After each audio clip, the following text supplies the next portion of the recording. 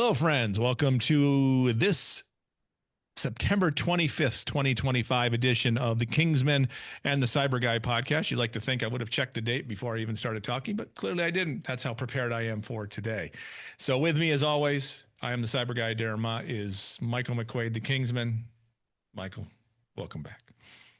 I'm really looking forward to this episode. We've got an exciting challenge for everybody. Yeah, so we missed last week. I was traveling last week, so apologies, no podcast last week. I'm sure the four people that were looking forward to it were disappointed, but maybe, this week we'll come back to it.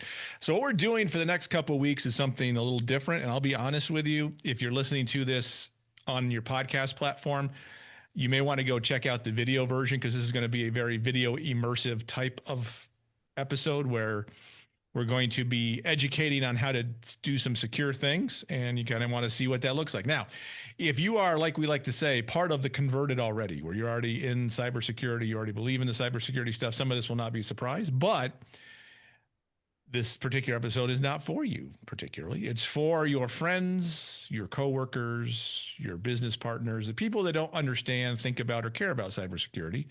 This is a way for them to help protect their crown jewels, protect their assets. So I'll let Mike explain what we're doing here, and we'll get right into it. This probably won't be a long episode, but again, this is in honor of Cybersecurity Awareness Month starting next week. We're going to start this a little early with this one, and we're going to kind of do something like this for the next couple of weeks. An exercise that you can participate in if you're so enthralled. So Mike, this was your idea, so explain what we're doing.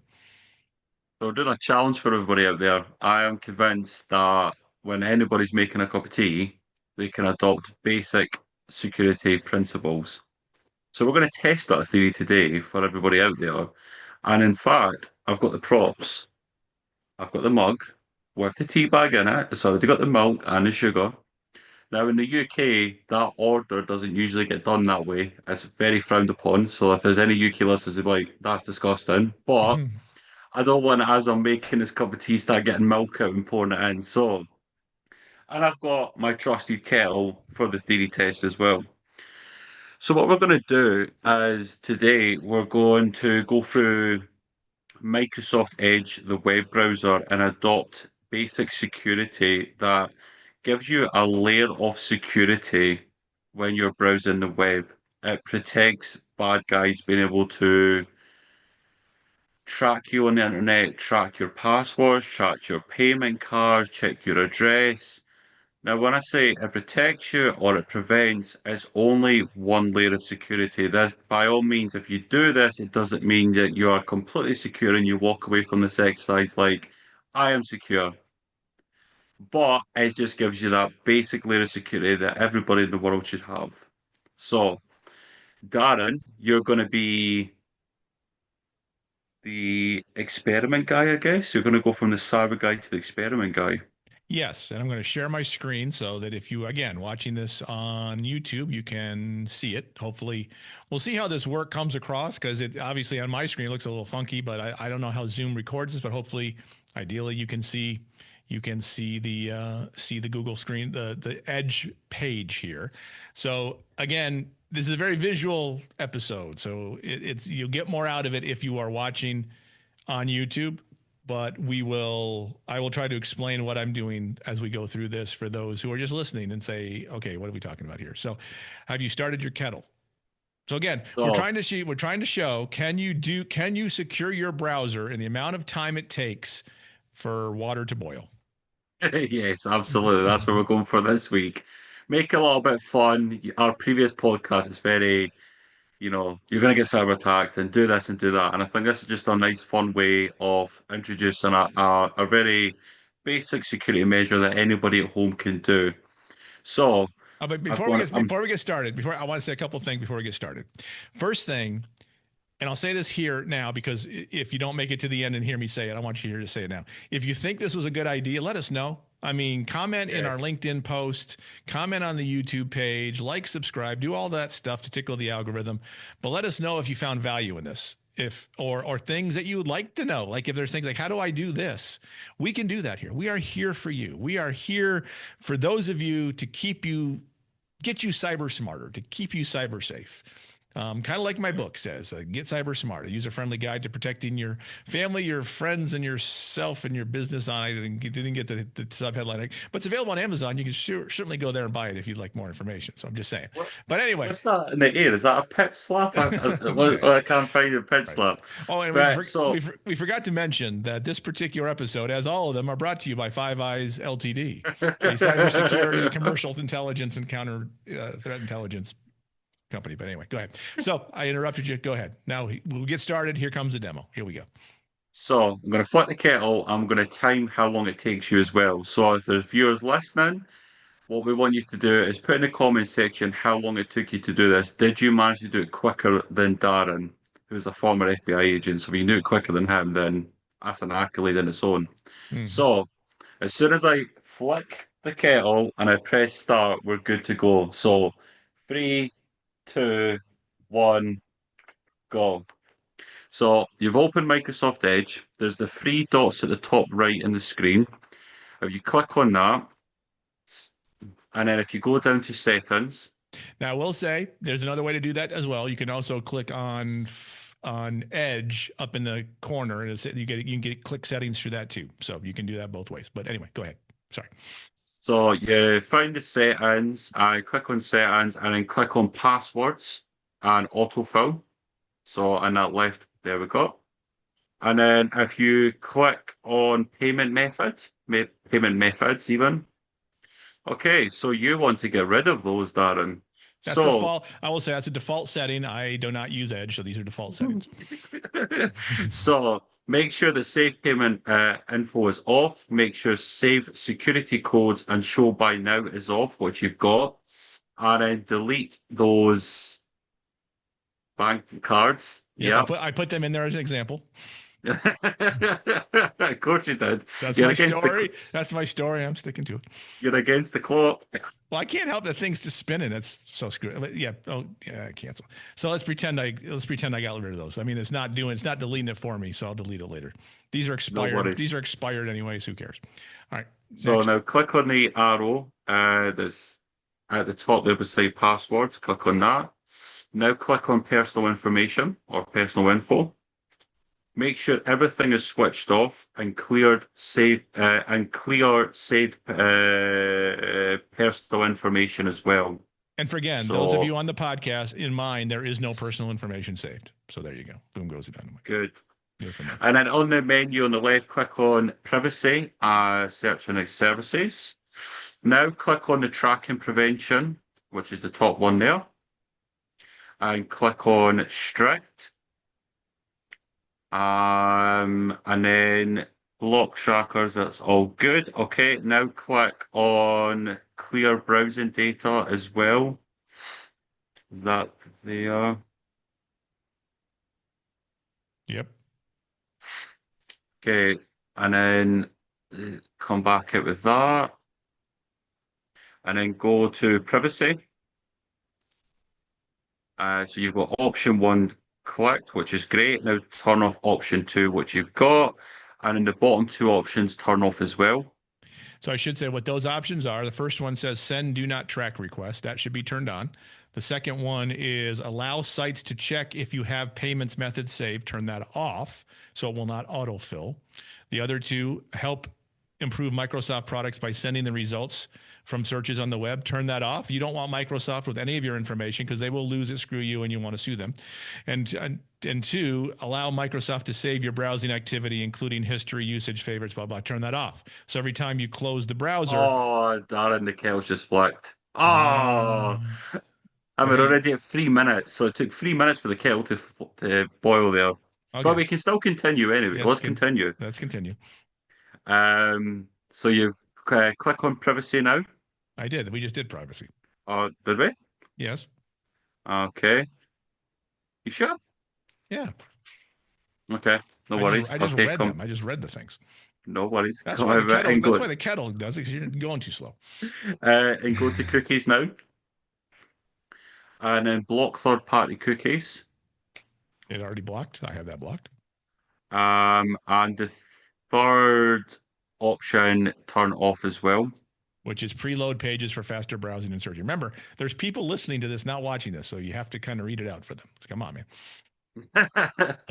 That gives them an excuse to watch it. Yeah. And that's everything. That's it done. That took What 3 about, minutes and 54 hold on, seconds. what about security? I just said that You click on did security. You said we did it. No, you said privacy. You said privacy. You didn't say security. Ah, So now the security tab, what am I turning off here? Well, you want to turn on protect from harmful sites and downloads. You want that on. Yep.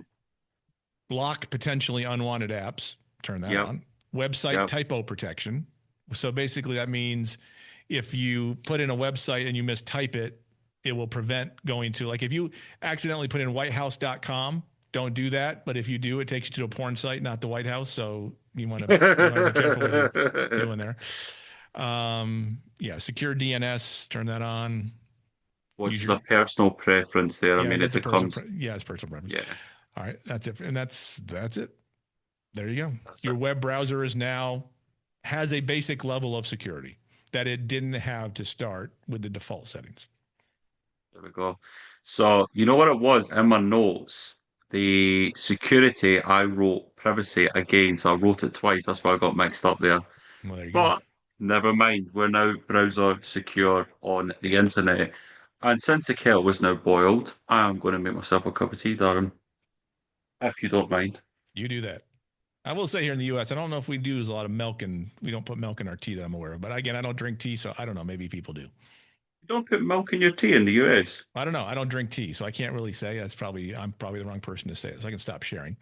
So that took about 3.5, 4 minutes to do that. Again, it's being walked through, but now we've walked you through that. So what are the advantages to this? Like what does this, let's ask this question. What does this do for people? So if they're, and again, I will say this, like we're using Edge because that's your primary browser, correct?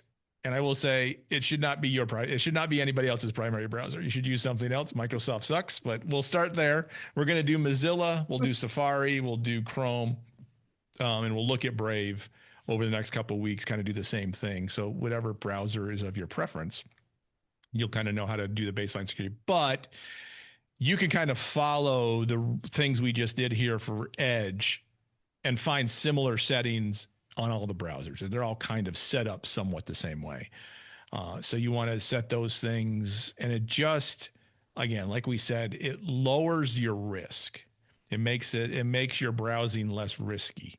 And now part of it is you have to think, well, people think, well, I like being able to autofill my password. Like if I go to a site and I can autofill my passwords, why would I not want to do that? So let's ask that question, Mike. Why do you not want to do that? Yeah, so like you said, going forward, we'll do the other browsers just because everyone has a different preference, which is great. But for me, it, there's this debate whether security has to suffer for convenience. Do you know, is that extra 10 seconds it takes you to be security safe, is that 10 seconds really going to kill you? That extra 10 seconds?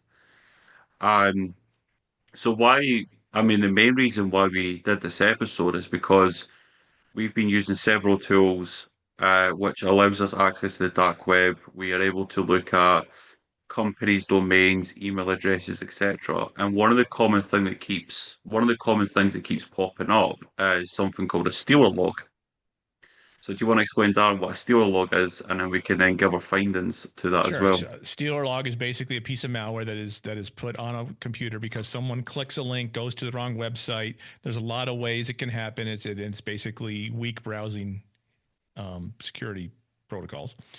And that malware sits on your computer and it pulls information off: logins, credentials, passwords, credit card numbers, whatever. It pulls whatever it can pull depending on how it's designed. And then it sends that information to whoever the bad guy is that put it on there. And we do this for businesses. It can certainly happen to individuals as well. Bad guys get more worth out of business stealer logs because they get more information from that. But it certainly could happen to your home computer. And you'd never know it's there until someone like us knock on your door and say, this your information? That might be a problem you might want to consider thinking about. And again, not everybody has access to dark web exposure reports, right? Oh, yeah. But actually finding that more companies we speak to that they haven't actually got the tools, they haven't invested in the tools to track their exposure on the dark web. But pretty much every Steal log I see, so if it's like an individual employee that's on a Steal log, I then can see the sites that they've visited. So your common ones like your Facebooks, your LinkedIn's, their banks. Um, if they're into sports, there might be some like sporting websites. But effectively, every time you're on the web browser and every site you click on, that is all being tracked in the Steal log until you close the browser. And then that goes to the bad guys. Then me and Darren can see what you've been looking at. Now, one thing we should say, all these settings we just set up, if you already have a Steeler log on your system, won't make a difference. There we go. Yeah, so keep that in mind. Like all these settings will not prevent you from getting a Steeler log installed if you don't practice other safety measures, like not downloading things you're not supposed to, not clicking on links you're not sure of, all that kind of stuff. And it could happen accidentally. I mean, there's certainly ways that you could, type in espm.com instead of espn.com. That's a sporting site, and you end up to the wrong site. It looks like ESPN, but it's actually a malware site, and it downloads a bad thing. Those things can happen. I mean, this is what we just did is not going to stop that in most cases, but it's one level of that protection that at least makes you a little safer, right? And so going back to the auto fill, I get that question a lot. Should I allow my computer to autofill my passwords? And my answer to that is no. The reason being, if you have that turned on and a bad guy gets access to your computer, so he's sitting at your keyboard, but he's doing it remotely. He brings up your web browser. He goes to your bank. You have auto login set up. He's in your bank because you've set up auto login. Now, if you have multi-factor authentication, that will reduce that risk. But he could still pull your passwords and then use the same. If you're using the same password everywhere else, creates another huge problem, right? All those things. So these are all different levels of security things. So the best thing to do, have a password manager. Actually, I had a friend of mine ask me this yesterday. Should I have a password manager? I said, yes. I use Keeper Security is the one I use. And I have it set up. He said, should I set it up so that it autofills? And my response to that is, well, I have two responses. You generally, as a security measure, you should not, but make your own risk assessment. If you want the convenience and you're willing to deal with the risk, you think you've mitigated that risk or accept the risk, then you can do that, right? Because there's different ways you can look at risk. You can accept it, meaning I know the risk is there, but I'm smart enough to be able to do the right thing, so I know I'm on the right site and I won't get compromised. Or you can mitigate the risk, meaning you remove that risk the best you can by basically not allowing it to autofill. Or you ignore the risk. You say, I don't give a crap. If it happens, it happens. Bummer for me if it does, but I'm just going to ignore it altogether.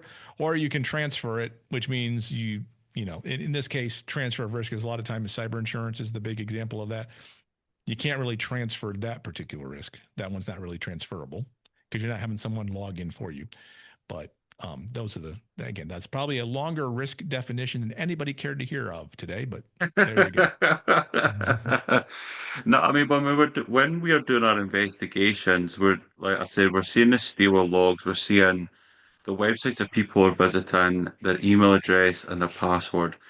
And from a targeting perspective, if I see that you frequently go on to ESPN as an example, since you've already used it, and you're constantly going on a particular American football team's page on ESPN, then from a bad guy's perspective, all the marketing campaign to get you to click on something else will be geared around that American football team.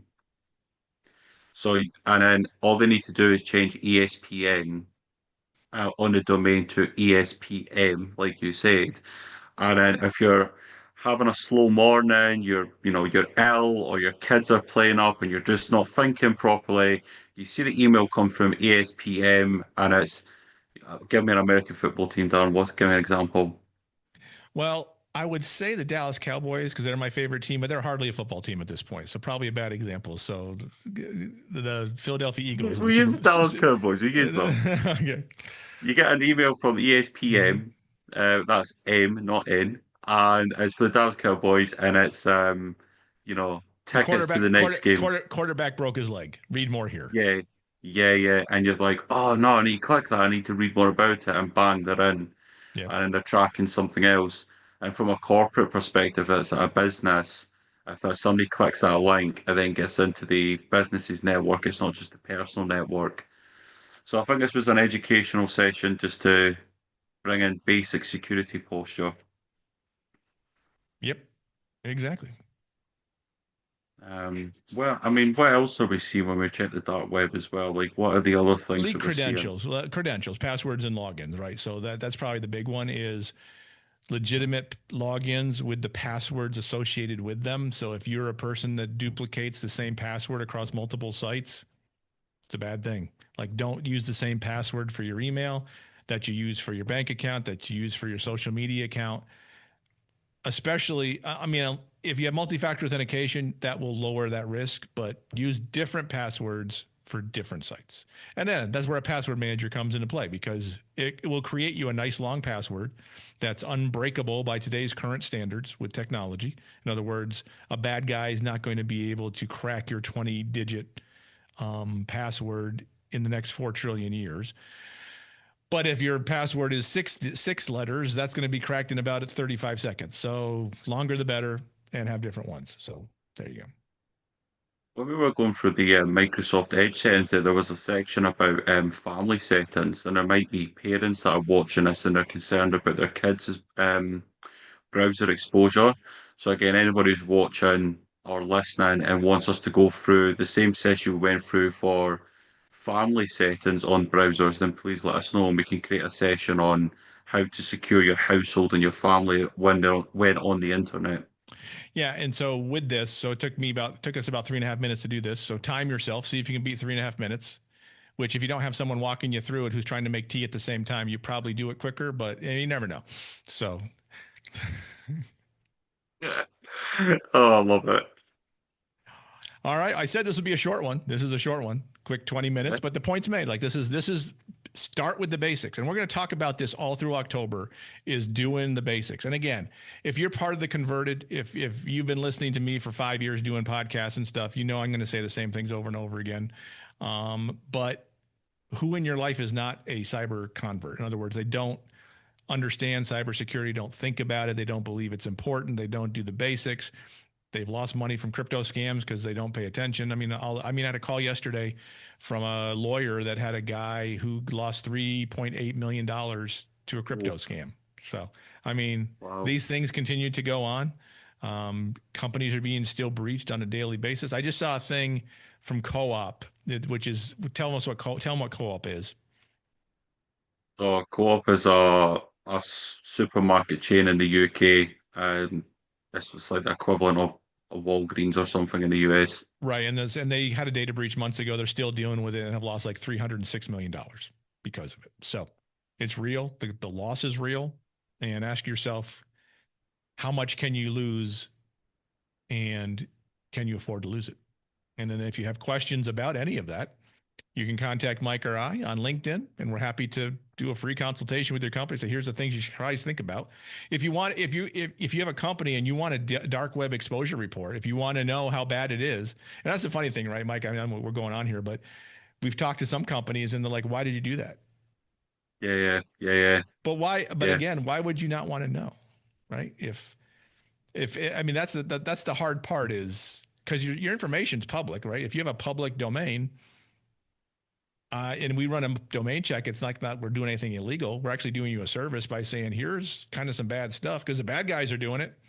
So they're not telling you. We're telling you at least that we did it, and this is kind of stuff we found. You may want to act on it. And some companies have been appreciative of that. Others Sure. not so much. And I think the analogy was, it's like a doctor coming in and taking blood and telling you have cancer. Sure, that might be invasive, but wouldn't you like to know you had cancer? That might be helpful, I'm thinking. But what do I know?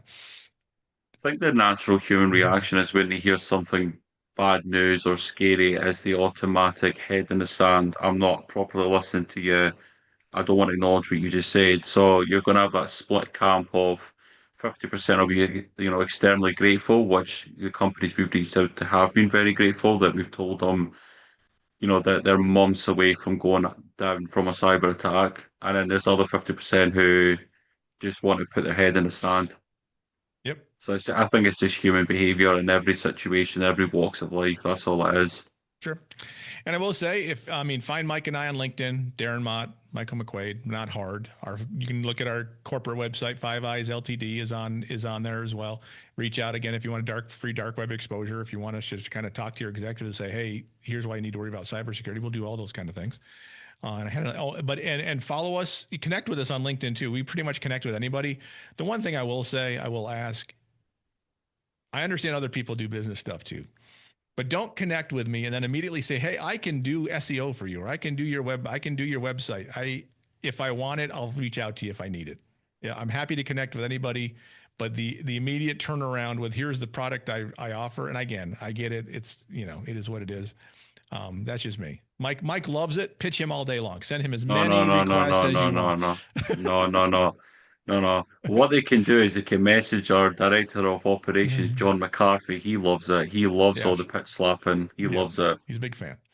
All right. Any final words? Any soccer of note we should know about here in the U.S. Going on over there in the UK? Or soccer season over? I'm sorry, football season over. No, football season just started about 3-4 weeks ago in the UK. Didn't it just end too? It ends in April, May time, and then it kicks back up again July, August time. Okay, I clearly don't pay close enough attention. So not enough attention. Sorry about that. That's because it's.